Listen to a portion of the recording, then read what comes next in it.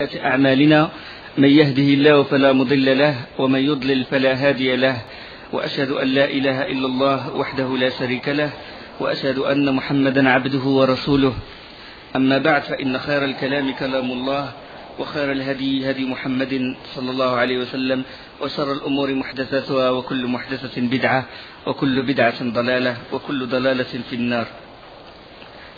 On est arrêté la dernière fois par quand le prophète sallallahu alayhi wa sallam a consulté les compagnons, puisque c'est son habitude, chaque fois il consulte les compagnons sur le fait comment prévenir les gens, comment réunir les gens à chaque prière.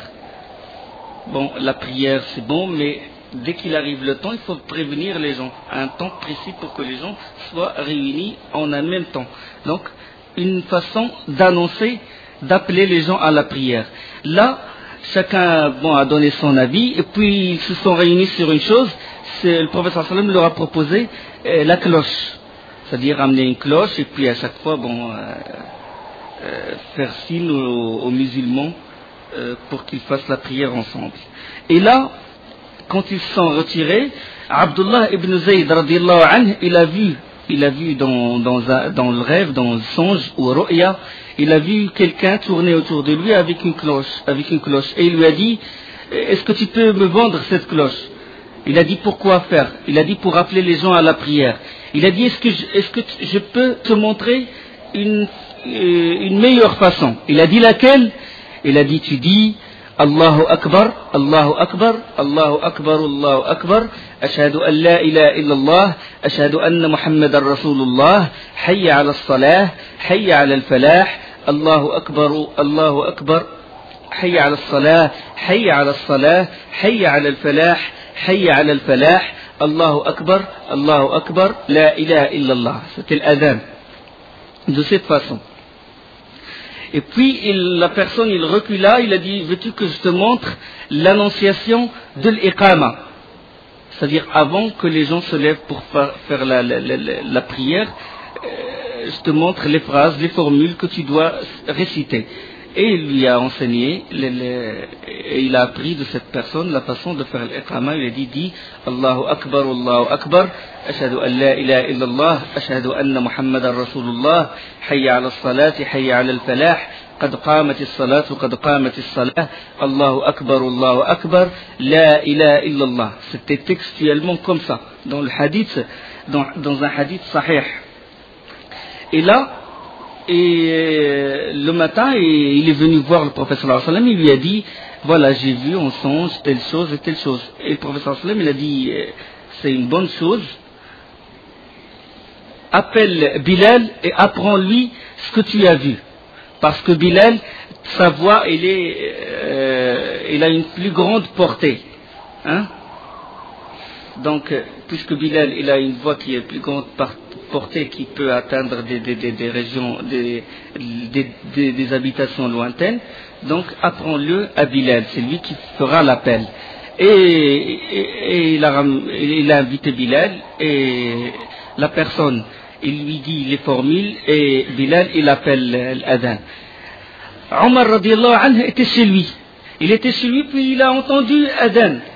Et quand il a entendu l'adhan, il a sursauté. Et il est sorti, il a traîné son manteau, et il est allé voir le prophète sallallahu alayhi wa sallam. Il a dit, Wallah, envoyé d'Allah, j'ai vu ça dans mon rêve. Et le prophète sallallahu alayhi wa sallam, il a dit, Alhamdulillah.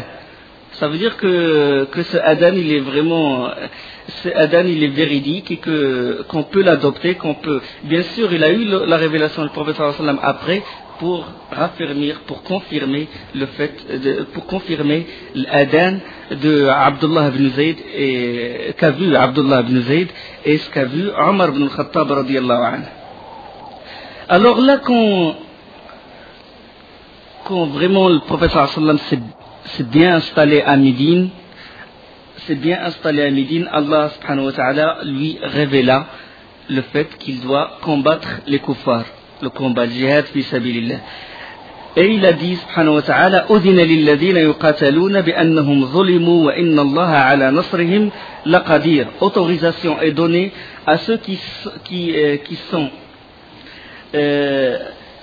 à ceux autorisation est donnée à ceux qui sont attaqués de se défendre parce que vraiment ils sont lésés et Allah est certes capable de les secourir. Donc autorisation est donnée pour le combat fi sabilillah. Alors là, le prophète sallallahu alayhi wa sallam, il a organisé des expéditions. C'est ce qu'on appelle as-saraya. Sariya. Sariya, ça veut dire quand il envoie des hommes avec un émir, mais sans la présence, le prophète sallallahu alayhi wa sallam, il les envoie, mais sans participer à cette expédition. Quand le prophète sallallahu alayhi wa sallam, il participe, on appelle ça ghazwa. Il y a différence entre Sariya et ghazwa. La ghazwa, c'est avec la participation du prophète sallallahu alayhi wa sallam. Et Sariya sans la participation du prophète sallallahu alayhi wa sallam. Et le premier drapeau, la première Sariya, c'est celle de Hamza ibn Abd al-Muttalib radiyallahu anhu, l'oncle du prophète sallallahu alayhi wa sallam. L'oncle du prophète sallallahu alayhi wa sallam, et il l'a envoyé avec 30 hommes. Pourquoi? Pour traquer une caravane de Abu Jahl. Il va passer à côté de Médine et pour l'intercepter, pour la prendre comme butin. Il l'envoya pour intercepter cette caravane. Il y avait 30 hommes et l'étendard de cette expédition était blanc, liwa abiyat. Alors ils atteignirent la caravane et le combat il a failli se déclencher dans une région à Bani Domra, et à la tête c'est-à-dire il a failli y avoir un combat entre les deux, c'est-à-dire entre les soldats de Hamza radiyallahu anhu et la caravane qui a été dirigée par Abu Jahl. Mais là une personne est intervenue, il s'appelle Majdi ibn Amr. Et Majdi ibn Amr, il avait un pacte il avait une certaine réconciliation avec les deux clans. Et lui, il s'est mis avec ses hommes entre Hamza et entre la caravane. Il dit non, il ne faut pas qu'il y ait un combat et tout. Et puis il a laissé passer la caravane.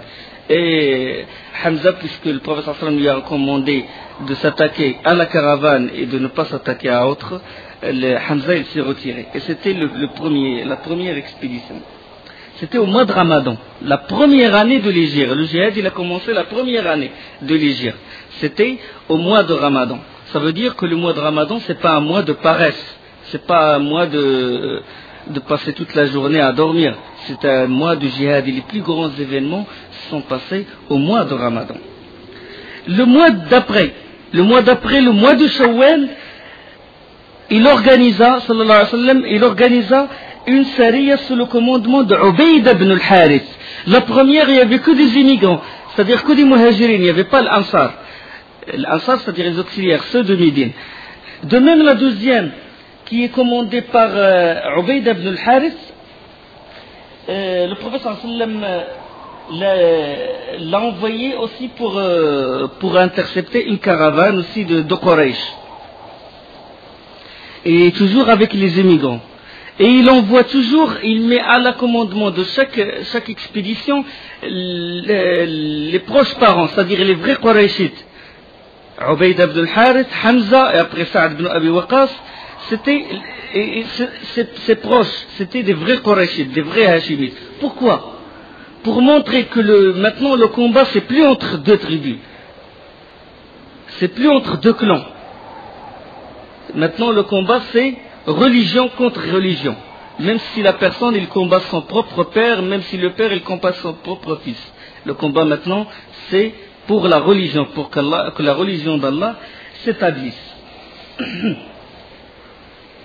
Alors ils doivent traquer une caravane qui a été dirigée par Ikrima ibn Abi Jahl, et il y avait 60 hommes des immigrants, et là aussi la caravane il a réussi à prendre la fuite. Il y avait des échanges de tirs de flèches, et les savants disent que Sa'd ibn Abi Waqqas c'est le premier qui a tiré une flèche fi sabilillah, Sa'd ibn Abi Waqqas radiyallahu anhu. Et puis juste après Shawwal, le prophète sallallahu alayhi wa sallam il prépara une autre sariya dirigée par Sa'd ibn Abi Waqqas. ibn Khalati Rasulillah sallallahu alayhi wa sallam, le fils de sa tante. Il n'y a pas de repos, mois après mois. Et il a Saad ibn Abi Waqqas, il commandait cette sariya, cette expédition. Il y avait 20 hommes, juste 20 hommes, et il marchait à pied. Il n'y avait pas de chameau ou de cheval. Et il marchait à pied jusqu'à une région qui s'appelle Al-Kharar. Il a dit, quand tu atteins cet endroit, tu ne le dépasses pas. Et ils ont fait 5 jours de marche, et quand ils ont atteint cet endroit, la caravane qu'ils doivent intercepter est déjà passée. Donc ça finalement c'est comme une préparation. Allah subhanahu wa ta'ala, il prépare ces gens-là, ces mujahidines. Il est en train de les préparer, c'est-à-dire de doser d'enlever cette peur qu'ils ont dans le cœur, d'affronter les kuffars. Donc c'est comme une sorte d'entraînement. Un échange de tirs au début, c'est-à-dire ils ne sont pas précipités directement dans le combat. Et là, après ceci, toujours la même année, le prophète sallallahu alayhi wa sallam, il sortit lui-même en expédition, dans une razwa. Là, c'est le prophète sallallahu alayhi wa sallam, il s'est préparé lui-même, et c'est lui qui va diriger cette razwa, cette expédition, et il s'appelle Razwat al-Abwa, ou bien Razwat Waddan. La région, elle s'appelle la région de Waddan. Et c'était au mois de Safar, le mois de Safar. Bien sûr, Muharram, Safar, alors on est rentré dans la 2e année. Et c'est-à-dire entre Jumada, ou bien entre Dhul Qa'da et Safar, qu'est-ce qui a fait arrêter le prophète sallallahu alayhi wa sallam? C'était les mois sacrés. Parce que juste après Shawwal, c'était Dhul Qa'da. C'est un mois sacré, il ne faut pas combattre. Et Dhul Hijjah et Muharram, 3 mois. Et puis juste après Safar, le prophète sallallahu alayhi wa sallam s'est préparé pour le combat. Il était prêt. Et il est allé à la région de Waddan. Alors, parce qu'il était informé qu'une caravane de Quraysh, il passait dans la région de l'Abwa, cette région-là, ce qui se trouve à l'est, à l'ouest de Médine. C'était une contrée habitée par les Bani Domra. La région, elle est habitée par des gens, ils font partie de la tribu de Bani Domra. D'accord?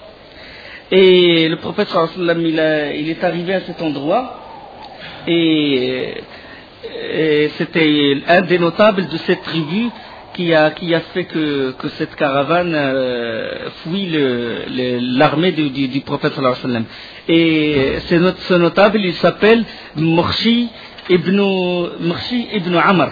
Murshi ibn Amr, c'était le chef de cette tribu, et il a fait le pacte avec le prophète sallallahu alayhi wa sallam, un pacte de réconciliation, un pacte de paix. D'accord? Donc c'est le premier pacte en islam. Wada'a Rasulullah sallallahu alayhi wa sallam. Le premier pacte qui a été fait en islam, c'est ce pacte-là de paix avec la tribu de Bani Domra. Et Rabi' premier, après Safar, il y avait Rabi' al-Awwal, le mois de Rabi' premier. Le prophète sallallahu alayhi wa sallam, il a pris part une 2e fois à Ghazwat Buwat, à la tête de 200 hommes. La première fois qu'il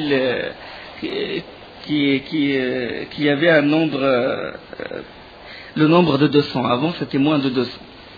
Il le dirigea lui-même, sallallahu alayhi wa sallam, et il doit intercepter une caravane de 2500 chameaux, conduite par 100 hommes.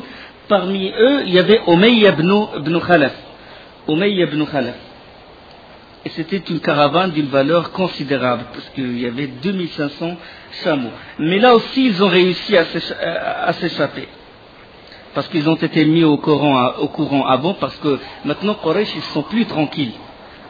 Parce que le prophète sallam, déjà, depuis qu'il a été à Médine, il a dit aucun pacte avec Quraysh, aucune personne ne doit protéger un Qurayshide, et aucun Qurayshide ne doit être hébergé à Médine. Ça y est, déclaration sévère, déclaration de guerre. Et là, ils vont pas faire leur commerce tranquillement. Parce que la Mecque, il est au sud, et Médine, il est au nord. Et quand ils veulent faire le voyage vers Cham, ils sont obligés de passer par Médine. Et là, le prophète sallallahu alayhi wa sallam, à chaque fois, il essaie de les intercepter, de les traquer. D'accord? Parce que les kuffars de Quraysh, ils lui ont pris ses biens. Ils ont rejeté les musulmans. Ils les ont sortis de leur maison. Donc, le prophète sallallahu alayhi wa sallam, il veut reprendre son droit. Et il veut les combattre, puis sabilillah, jusqu'à ce qu'ils reviennent à Allah. Et là, ils ont atteint la région de Bouat.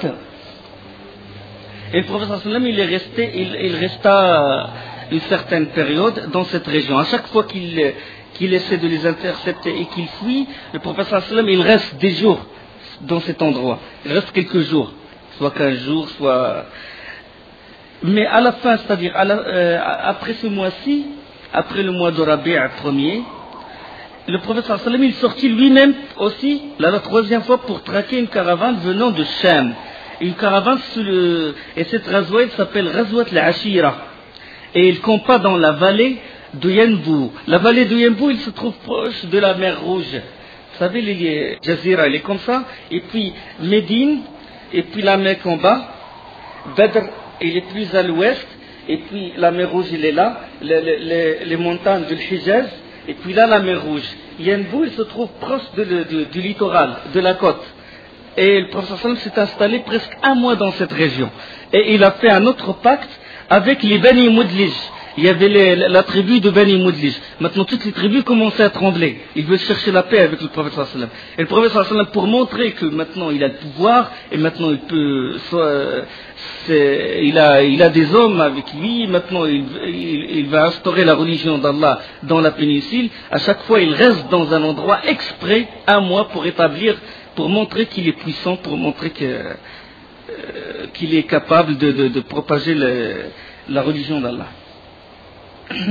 Là, après quelques jours de son retour, les savants, ils disent, certains historiens, ils disent 10 jours, Kirz ibn Jabir al-Fihri s'est attaqué aux bordures de Médine. On sait qu'aux bordures de Médine, il y avait des champs. Il s'est attaqué avec une troupe des kuffars. Il s'est attaqué, il est rentré dans ce champ et ils ont tué un homme et ils ont volé ses biens. Ils ont pris les chameaux, ils ont pris le bétail et tout. Les cris, ils sont parvenus au prophète sallallahu alayhi wa sallam, et le prophète sallallahu alayhi wa sallam, il monta directement sur son cheval et il les a poursuivis. Les compagnons, quand ils étaient mis au courant que le prophète sallallahu alayhi wa sallam il est en train de poursuivre Kirz ibn Jabir, chacun il a pris sa monture pour rattraper le prophète sallallahu alayhi wa sallam. Alors là, Kirz ibn Jabir, quand il a vu le prophète sallallahu alayhi wa sallam le poursuivre et qu'il va l'atteindre, il commence à se débarrasser des affaires. Il a laissé parce que les chameaux, il alourdit son rythme, il les a laissés, il a laissé le bétail, puis commence à se débarrasser de ses propres affaires. Même les choses qu'il a amenées, il commence à se débarrasser. Jusqu'à la région de Badr. Et là, il a pris la fuite, le prophète sallallahu alayhi wa sallam, mais il s'est arrêté. Là, juste après, il y avait une expédition, le prophète sallallahu alayhi wa sallam, il a préparé une expédition, c'est l'expédition de Abdullah ibn Jahsh, radiyallahu anhu. Et il lui a donné un écrit, une lettre.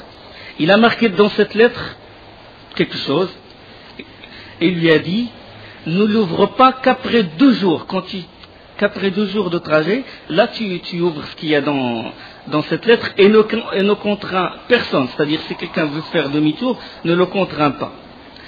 Abdullah ibn Jahsh, après 2 jours, il est parti déjà avec 8 émigrants, ils étaient au nombre de 8.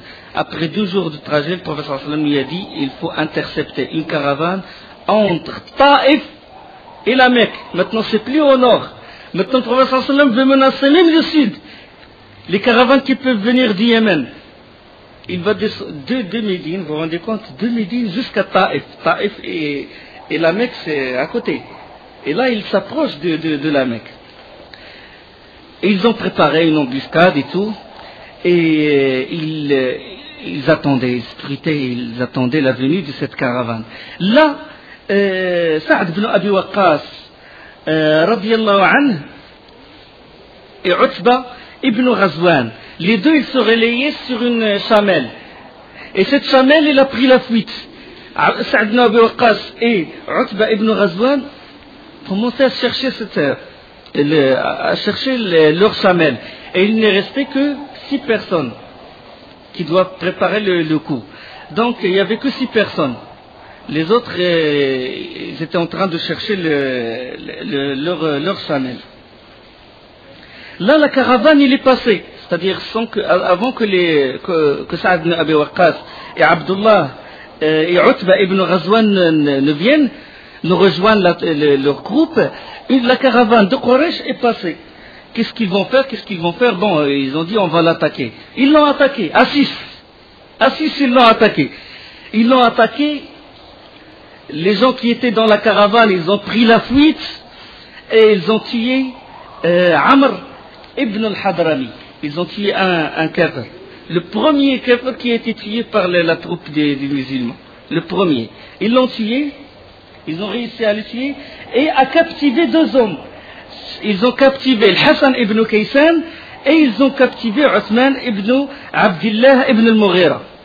Ils ont, avec 6, toute la caravane, ils ont tué une personne et deux prisonniers. Et avec 200 personnes, ils n'ont pas réussi. Avec 60, mais avec 6, subhanallah, ils ont réussi à avoir. Mais le problème, c'est qu'ils ont fait ça au cours du mois sacré. Au cours du mois sacré qu'ils ont tué cette personne. Ils ont cru que c'était toujours Jumada. Mais alors le mois de Rajab, qui est un mois sacré, est rentré. Ils ne savaient pas. Ils avaient mal calculé. Ils ne savaient pas que Rajab, parce que le mois de Rajab, c'est un mois sacré. Il faut pas combattre. إن عدة الشهور عند الله 12 شهرا في كتاب الله يوم خلق السماوات والأرض منها 4 حرم ذلك الدين القيم فلا تظلموا فيهن أنفسكم. Les 4 mois sacrés, il ne faut pas combattre. Il ne faut pas faire du tort à vous-même. Allah subhanahu wa ta'ala nous met en garde. Mais là, ils ne savaient pas, les pauvres. Ils ne savaient pas que le mois de Rajab est rentré. Et là, les Qurayshides commencèrent à propager la rumeur comme quoi le prophète sallallahu alayhi wa sallam, qu'est-ce qu'il a fait? Il fit profane le mois sacré. Et ça, c'est un grand péché pour eux. C'est kabira min al-kaba'ir. Hein? C'est ce qu'ils appellent Harb al-Fujar, la guerre de transgression. Ils ont dit voilà, il prétend obéir son Seigneur et c'est lui qui transgresse le mois sacré. Ils ont propagé ça. Les Qurayshides et les Juifs aussi de Médine. Bon, Abdullah et ses hommes, ils ramenèrent Abdullah ibn Jahsh, ils ramenèrent les prisonniers et les caravanes à Médine, avec les chameaux, les marchandises, et quand ils sont rentrés chez le prophète sallallahu alayhi wa sallam, il les blâma. Il leur a dit, vous avez combattu durant un mois sacré? Ils lui ont présenté le butin, la caravane, il l'a pas accepté. Il a dit, vous n'avez pas le droit de combattre. Ils ont dit, Wallah, envoyé d'Allah, on ne savait pas. On croyait que c'était toujours le mois de Jumada. Et là, les Quraysh, ils ont envoyé au prophète sallallahu alayhi wa sallam, ils ont dit, t'as profané, si vous voulez, un mois sacré. Il a dit, non, c'était une erreur. Ma troupe, ils ne savaient pas que le mois sacré est rentré. Ils lui ont dit, bon, donnez-nous nos prisonniers. Il a dit, non, je ne vous donne pas vos prisonniers avant que 2 de mes hommes ne viennent. C'était Saad ibn Abi Waqqas et l'autre personne qui était avec lui. Alors, peu de temps après, Saad ibn Abi Waqqas et Utba, ils rentrèrent chez le prophète sallallahu alayhi wa sallam. Et là, le prophète sallallahu alayhi wa sallam, il a décidé de libérer les 2 prisonniers. De libérer Al-Hakam ibn Kaysan et Othman ibn Abdillah.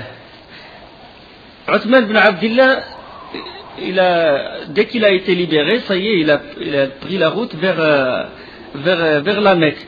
Et Al-Hakam ibn Kaysan, il a refusé. Il a dit non, je ne rentre pas avec toi. Et il a embrassé l'islam. Prisonnier, il a été ému, par l'ambiance de l'islam, ils lui ont fait la da'wa et tout, puis il a été touché, il s'est converti à l'islam et il est resté avec le prophète sallallahu alayhi wa sallam à Médine. Et l'autre, Abdullah, dès qu'il est arrivé à la Mecque, il est mort. À son arrivée à la Mecque, il est mort. Subhanallah. Qadarullah wa qadaruh. Et alors là, Allah subhanahu wa ta'ala, il révéla à propos de cet événement, il révéla dans Surat al-Baqarah, يسألونك عن الشهر الحرام قتال فيه قل قتال فيه كبير وصد عن سبيل الله وكفر به والمسجد الحرام وإخراج أهله منه أكبر عند الله والفتنة أكبر من القتل. Il t'interroge sur le fait de faire la guerre pendant les mois sacrés. Dis, y combattre est un péché grave, mais plus grave encore. Plus grave encore auprès d'Allah est de faire obstacle au sentier d'Allah, d'être impie avec celui-ci et la mosquée sacrée, et d'expulser de là ses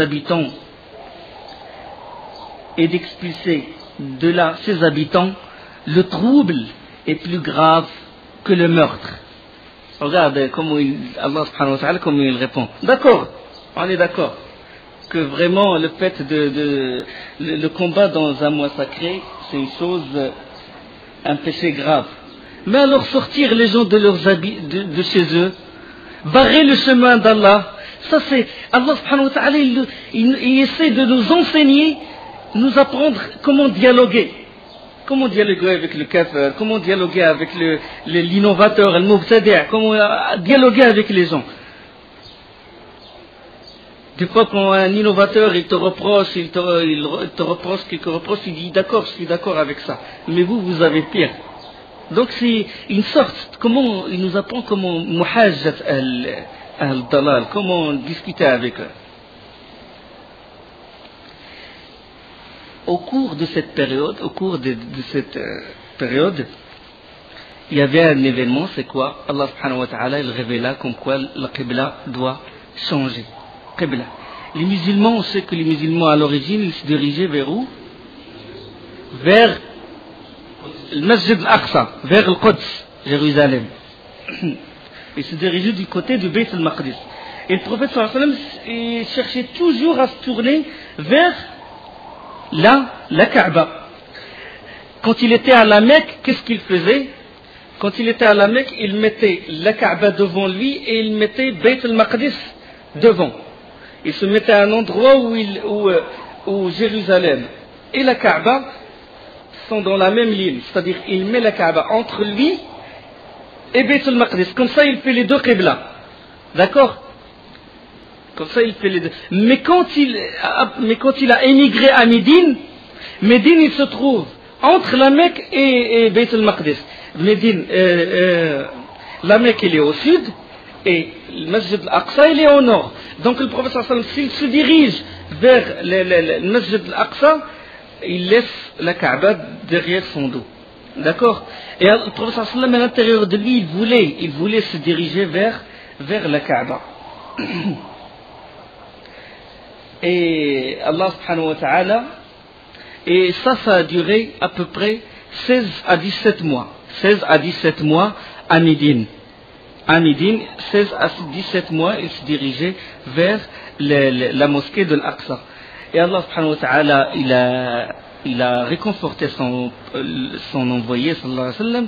Il a dit, قَدْ نَرَى تَقَلُّبَ وَجْهِكَ فِي السَّمَاءِ فَلَنُوَلِّيَنَّكَ قِبْلَةً تَرْضَاهَا فَوَلِّ وَجْهَكَ شَطْرَ الْمَسْجِدِ الْحَرَامِ.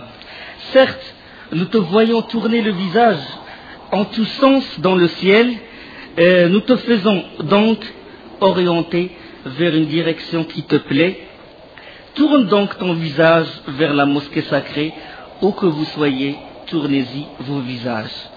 Au début, les Juifs et tout, ils étaient réjouis par le fait que le prophète sallallahu alayhi wa sallam se dirigeait vers leur qibla. Ils prétendent que c'est leur qibla. Et là, quand il s'est dirigé vers le Kaaba, il commençait à propager les rumeurs. L'hostilité, et on sait que l'hostilité, elle a commencé. Parce que là, à Médine, il y a émergence de nouveaux ennemis. Maintenant, les ennemis, ils prennent d'autres formes, suivant la situation où on vit. À la Mecque, il était en état de faiblesse, on ne dit jamais que le prophète sallallahu alayhi wa sallam il est faible. Attention, c'est grave. Ça touche la shahada de la personne. On ne dit pas le prophète est faible. On dit il a été dans une situation de faiblesse. Il y avait les compagnons, ils étaient minoritaires. Il était lui, mais lui toujours il était en situation de... Lui il était fort, en tant qu'homme, en tant que messager, il était fort. Et on a donné des exemples. Donc, les ennemis, ils déclaraient leur haine et leur hostilité. Mais à Médine, maintenant qu'il a le pouvoir, il y a émergence des hypocrites, munafiqin. Il y a émergence et les juifs maintenant commençaient à se dresser. D'accord? Contre lui, contre le prophète sallallahu alayhi wa sallam. Et alors ils ont propagé la rumeur, ils ont dit c'est quoi cette religion? C'est quoi cette religion? Hier, il leur dit de faire la prière en direction de Jérusalem. Aujourd'hui, il leur donne l'ordre de changer de qibla. Le lendemain, je ne sais pas ce qu'il va leur demander. Comme ça, il propage pour mettre les gens en doute. Et ça a créé un trouble. Et Allah subhanahu wa ta'ala, il révéla leurs propos. Il dit, سيقول السفهاء من الناس ما ولاهم عن قبلتهم التي كانوا عليها قل لله المشرق والمغرب يهدي من يشاء إلى صراط مستقيم. Les faibles d'esprit parmi les gens vont dire qui les a détournés de la qibla vers laquelle ils s'orientaient auparavant. Dit, c'est à Allah qu'appartient l'Orient et l'Occident. Il guide qui il veut vers un droit chemin. C'est Allah qui oriente. C'est Allah qui oriente. La direction, bon, Allah nous a demandé de s'adresser à lui vers cette qibla. Mais l'essentiel, c'est la crainte, c'est le fait de se dévouer à lui. Hein? Donc, ils veulent propager ceci. Ils disent bon que chaque fois il change d'avis, votre prophète, etc.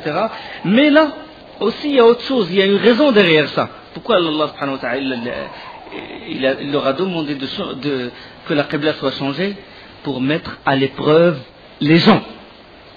Est-ce que tu y es soumis ou tu n'y es pas soumis? Quand l'ordre d'Allah il vient, tu te soumets, ça y est.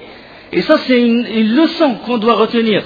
C'est pas quand toute notre vie on fait une innovation, puis là il y a quelqu'un qui nous ramène un hadith ou un savant, il dit non, cette façon de faire, cette bid'a que tu as fait des années et des années, cette chose que tu faisais, c'est une innovation. Il ne faut pas la faire, il faut se soumettre au texte. C'est ça la soumission. Tu dis, tu te corriges. Si tu as fait une erreur toute ta vie, une innovation, tu te repens et tu te corriges. C'est ça le musulman. Il se soumet. Dès que le texte est là, il se soumet au texte. إنما كان قول المؤمنين إذا دعوا إلى الله ورسوله ليحكم بينهم أن يقولوا سمعنا وأطعنا. C'est ce il appartient aux croyants de dire nous avons entendu et nous avons obéi. C'est pas cette chose, ce hadith, il rentre pas dans ta tête. Il faut que cette tête, il se soumet à Allah. Il se soumet à celui qui a créé cette tête. Si tu n'arrives pas à déduire la sagesse ou la raison, pourquoi Allah il a légiféré ça, pourquoi Allah...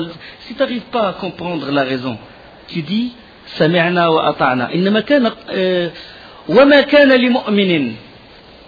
كان لمؤمن أو مؤمنة إذا قضى الله ورسوله أمرا أن يكون لهم الخيرة من أمرهم. Ça y est, du moment qu'Allah il décide, ça y est, il n'appartient pas à un croyant, à une croyante, une fois qu'Allah et son messager ont décidé d'une chose, d'avoir encore le choix dans leur façon d'agir. C'est ça l'islam.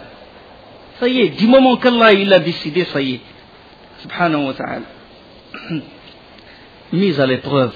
وَمَا جَعَلْنَا الْقِبْلَةَ الَّتِي كُنْتَ عَلَيْهَا إِلَّا لِنَعْلَمَ مَنْ يَتَّبِعُ الرَّسُولَ ممن ينقلب على عقبيه وإن كانت لكبيرة إلا على الذين هدى الله وما كان الله ليضيع إيمانكم. Nous n'avions établi la qibla vers laquelle tu te tournais que pour savoir qui suit le messager et qui s'en retourne sur ses talons. C'était un changement difficile, mais pas pour ceux qu'Allah guide à la soumission totale. Soumission devant l'ordre d'Allah subhanahu wa ta'ala. Al-Bukhari, il rapporte il rapporte que le Bara ibn Azib a dit, il a parlé de ça, c'est-à-dire que la prière c'était du côté de Jérusalem durant 16 à 17 mois, et puis quand la première salat, lui-même il rapporte, le Bara ibn Azib, il rapporte que la première salat qu'a fait le prophète sallallahu alayhi wa sallam, c'était en direction de la Kaaba, c'était la salat de l'Asr. C'était la première salat où il doit faire la prière du côté de la Kaaba. Et là, un groupe de compagnons ont fait la prière avec lui. Et un homme parmi ses compagnons s'appelle Abbad ibn Bashir. Quand il a fait la prière avec le prophète sallallahu alayhi wa sallam, il est sorti, puis il a trouvé des gens en train de prier. Et puis il a dit, je jure qu'Allah il a révélé à son prophète que la Qibla a changé et maintenant il est du côté de la Kaaba. Et eux, ils étaient dans la situation de recours, dans leur situation. Dans l'état où ils sont, ils se sont tournés. Dans l'état où, regardez la soumission totale. Soumission totale. Ils se sont tournés vers la Kaaba. D'accord? Ils ont fait ce mouvement-là comme ça, comme quoi les compagnons, comment ils suivaient les pas du prophète sallallahu alayhi wa sallam. Et là, les compagnons, ils avaient des doutes, et puis ils ont demandé au prophète sallallahu alayhi wa sallam, ils lui ont dit, qu'en sera-t-il pour des frères à nous qui sont morts alors qu'ils priaient du côté de la mosquée Al-Aqsa? Nos frères qui priaient du côté de la mosquée Al-Aqsa, est-ce qu'Allah va accepter? Maintenant il a abrogé cette loi du fait de se diriger vers la mosquée Al-Aqsa. Les gens qui faisaient la prière du côté de la mosquée Al-Aqsa, leur prière elle est bonne. Et ceux qui sont morts à cette époque comme As'ad ibn Zurara, on a parlé, Al-Bara ibn Ma'rur aussi, il est mort à cette période. Et Allah il révéla au prophète sallallahu alayhi wa sallam, وَمَا كَانَ اللَّهُ لِيُضِيعَ إِيمَانَكُمْ. Et Allah, pour autant, n'allait pas laisser perdre votre iman. Votre iman ou votre salat? Il a appelé salat iman. Il l'a appelé salat, la prière, il l'a appelé iman. Ça veut dire quoi? Ça veut dire que l'acte extérieur, il fait partie de l'iman. Ça veut dire que l'iman, il est parole et acte. قول وعمل, هذا دليل. قول وعمل. البخاري رحمه الله, il a mis le grand titre الصلاة من الإيمان. Et il a mis en bas وما كان الله ليضيع إيمانكم. Allah pour autant ne va pas vous faire perdre votre iman. Et on explique iman égale salah. Iman est égal à salah. D'accord? Donc ça veut pas dire, ceux qui proposent le fait que l'iman il est juste tasdir, juste une véridicité, non. Amal iman. أي الأعمال أفضل يا رسول الله؟ قال إيمان بالله ورسوله. Un compagnon est venu voir le prophète sallallahu alayhi wa sallam. Quels sont les meilleurs actes envoyés d'Allah? Il a dit croyance en Allah et son prophète. Il a appelé acte croyance. Ça veut dire qu'ils sont pareils. L'amal iman ou l'iman amal. Hein? ادخلوا الجنة بما كنتم تعملون, c'est-à-dire بما كنتم تؤمنون. Rentrez au paradis par les œuvres que vous avez faites. Les œuvres, ça veut dire foi aussi.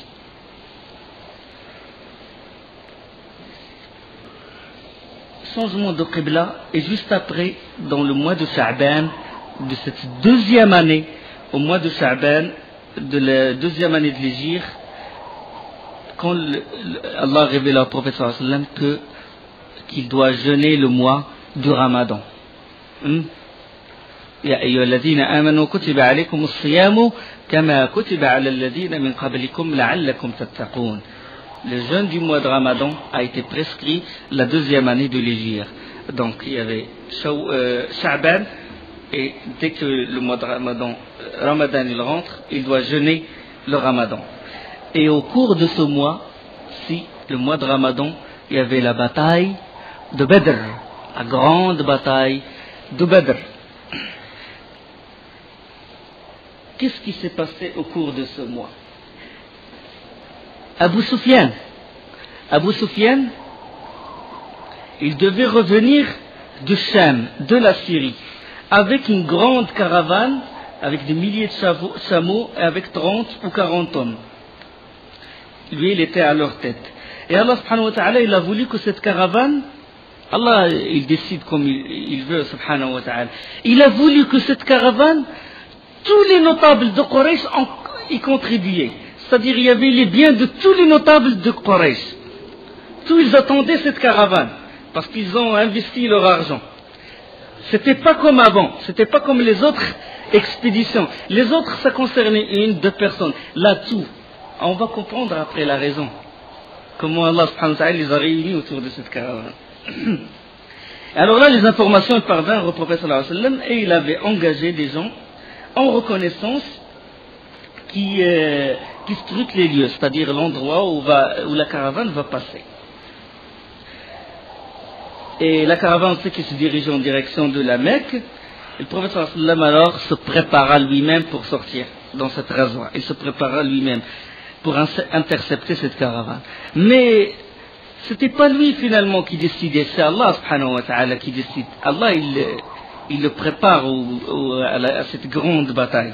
Yawm al-Furqan, on appelle aussi Yawm al-Furqan, c'est la bataille de Badr qui a fait la part entre le batil et le haqq, entre la vérité, entre le faux et le vrai. Et il dit Allah subhanahu wa ta'ala, Kama akhrajaka rabbuka min baytika bil haqq. Ainsi Allah te fit-il sortir de ta maison avec le vrai. C'est Allah qui l'a fait sortir. Et alors là, le prophète sallallahu alayhi wa sallam, il s'est préparé, mais il n'a pas donné d'ordre aux gens. C'est-à-dire, il n'a pas dit, c'est un ordre que vous devez me suivre, vous devez combattre avec moi. Il a laissé les gens, le choix aux compagnons, ceux qui veulent partir avec lui, qu'ils partent. Et Othman ibn Affan, radiyallahu anhu, il s'est préparé pour accompagner le prophète sallallahu alayhi wa sallam. Mais Ruqayya, fille du prophète sallallahu alayhi wa sallam, qui est la femme de Othman, était gravement malade. Et alors le prophète sallallahu alayhi wa sallam a dit à Othman, tu restes, tu t'occupes de ta femme pour la soigner, pour l'assister. Sinon, Othman aurait accompagné le prophète sallallahu alayhi wa sallam. Alors à la Mecque, tout ça c'est une préparation. Il se passa un événement étrange. Un événement étrange, c'est que Atika bint Abd al-Muttalib, la tante du prophète sallallahu alayhi wa sallam, a vu un songe qui la terrifia. Et puis il envoya chercher son frère, Al-Abbas. L'Abbas, il était encore mécréant. Ceci se passe à la Mecque. Et l'envoya le chercher et lui raconta ce qu'il avait vu. Il lui a dit qu'un homme, il a vu dans son rêve qu'un homme s'avançait, montait sur un chameau, puis il fit halte dans la vallée et se mit à crier de toutes ses forces. Un homme passa sur un chameau et il crie, en train de crier.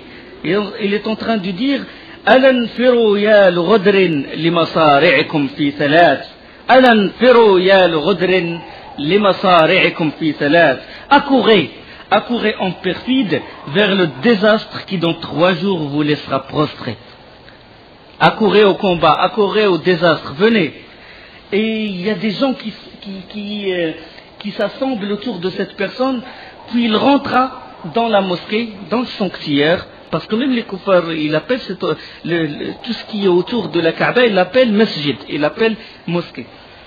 Et les gens le suivirent. Et puis tout à coup, son chameau, il prit sa forme sur la Kaaba, sur le toit de la Kaaba. Et là, l'homme, il cria de nouveau, Alanfiru ya l'ghudrin limasari'ikum fi thalath. Accourez en perfide vers le désastre qui, dans 3 jours, vous laissera prostré au-dessus du toit de la Kaaba. Puis son chameau il prit sa forme au sommet du mont de Abu Qubays, une montagne proche de la Kaaba. Il a pris sa forme au-dessus de ce mont et il répéta, il harangua la foule comme auparavant, Alanfiru al-Ghudrin, Alanfiru ya al-Ghudrin ila masari'ikum fi thalath. Puis il saisit un rocher et le fit débouler jusqu'au pied de la montagne. Le rocher s'écrasa et éclata en morceaux, en fragments. Et chaque fragment est tombé et rentré dans une maison. Et il n'a laissé aucune demeure d'un Qurayshide. Toute leur maison, les fragments ils sont rentrés dans leur maison. Aucune maison n'a été épargnée. Les historiens, bien sûr, ils rapportent beaucoup, les ulama de hadith et tout, ils disent cet événement, ils l'appellent Ru'ya Atika, le songe de Atika. C'est connu dans les livres, dans Sirat ibn Hisham, dans le Bidaya wa Nihaya, dans Dala'il Nubuwa, dans beaucoup de livres.